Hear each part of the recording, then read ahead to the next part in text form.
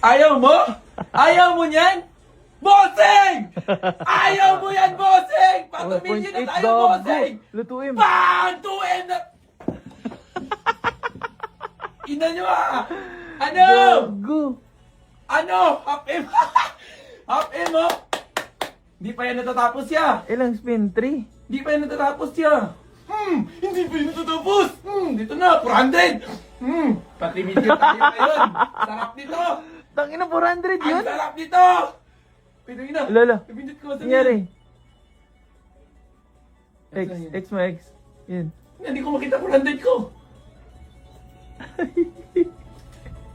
Grabe, Paldo. Paldo si Paldo. Paldo si Paldo. 2 spin pa to, 3 million to boy. Tutok mo, last. Maawa ka. Lo. Last. 3 million boy. Uy! Ay! Buti na lang. 2.4 poking ina. Ano na? Bossing! Tangina, 2.4. Ano na, bossing? Tignan mo po natin, wala na to. Puro Bahay at lupa na to!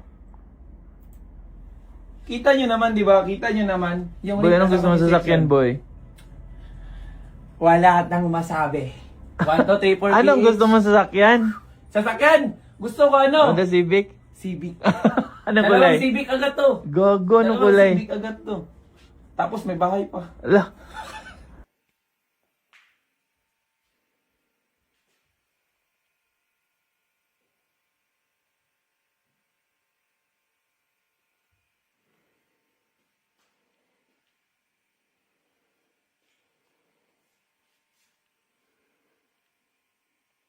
Hey everyone, welcome back to the shop. The night is quiet. The only sound is the low electric hum of the old fluorescent lamp hanging above the bench and that deep, familiar smell of dust, oil, and decades-old wood that never really leaves these walls.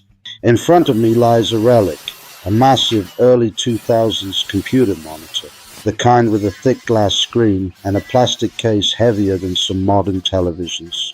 To almost anyone else, this thing is electronic waste, something to be tossed into a dumpster without a second thought. But when I look at it, I don't see junk. I see a perfect 250mm disc of crystal clear acrylic that has been hidden from the world for 20 years, just waiting for the moment it gets to spin again. There's something almost sacred, almost meditative about rescuing objects the rest of the world has already written off. This monitor once sat on someone's desk while they sent their first nervous emails, watched grainy YouTube videos at 360p, laughed at stupid memes, maybe even edited their wedding photos. It was part of countless small human moments, and now every circuit board, every screw, every tired capacitor inside it is dead, except this one piece of acrylic that is still flawless. Tonight, that forgotten piece becomes the heart of a real workshop machine, a disc sander that will quietly, faithfully smooth wood long after both it and I are gone. We're not building this because I can't afford a factory-made sander. We're building it because only when you take trash in your hands, cut it, weld it, balance it, and finally hear it roar to life, do you truly understand what a tool actually is. A tool is not a product. A tool is a conversation between you, the material, and time itself. Tonight, the conversation partners are a 750-watt motor that somehow survived 3 completely burnt-out ventilation systems, random pieces of rusty square tube that have been leaning against a wall for years, and this thick, honest piece of acrylic that outlived its original purpose by 2 decades. 3 orphans, 1 new life. Let's begin. Disassembling an old monitor always feels like performing an autopsy on a small slice of history. You remove screw after screw, the plastic creaks and sighs like it's reluctant to give up its secrets. And finally you lift away the shroud. And there it is, 8mm of perfectly clear acrylic. Untouched by scratches, untouched by sunlight for 20 years. I run my finger across the surface and it's cold, almost icy, but completely brutally honest. This material never pretended to be anything it wasn't. It just waited. Cutting a perfect 250mm circle without a CNC or a laser is an act of pure trust. Trust in the blade not to wander, trust in your hands not to shake, trust in the acrylic not to crack under pressure. You draw the circle the old school way, find the center with a compass and a steady pulse, and then you guide the blade slowly, breathing with the machine.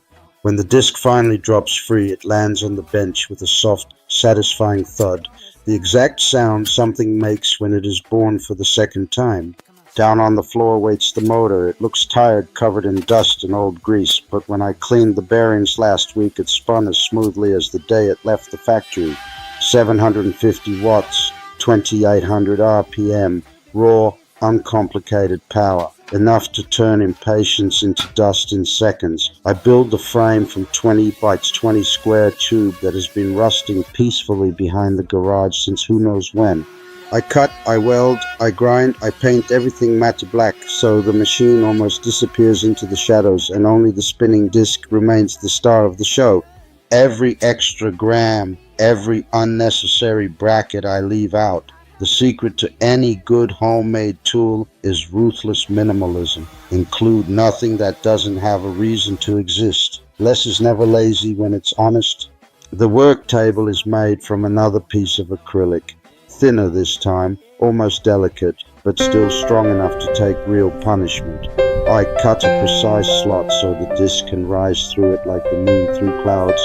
Then I add the angle adjustment, a couple of slotted brackets, a wing nut, and suddenly it tilts smoothly from 0 to 50 degrees. Nothing here is over-engineered, nothing is fragile. It's crude, honest, and accurate to within half a degree, exactly what you need and not a single thing. Across the entire face of the big disc, I glue industrial-grade hook and loop. When the first sheet of 80 grit abrasive rips onto it, the sound is pure commitment, like tearing open a letter you already know will change everything. Under the table, I weld a simple 50mm dust port aimed directly at the point where wood meets grit. Later, when a shop vac is connected, the storm of sawdust will vanish before it even learns your name. Clean work is respectful work. The first power-up is always the moment of truth. The disc wakes, slowly finds its balance, then suddenly screams into full voice. For a split second, I'm afraid the acrylic will explode into 1,000 shards, but it doesn't. It just sings. I take a rough piece of oak that has been sitting in the corner since last winter and press it gently against the spinning surface.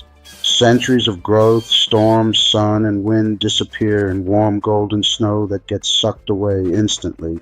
There is a deep, almost spiritual peace in that moment, watching time itself being erased while simultaneously creating something smooth, something new, something that will probably outlast me by another century.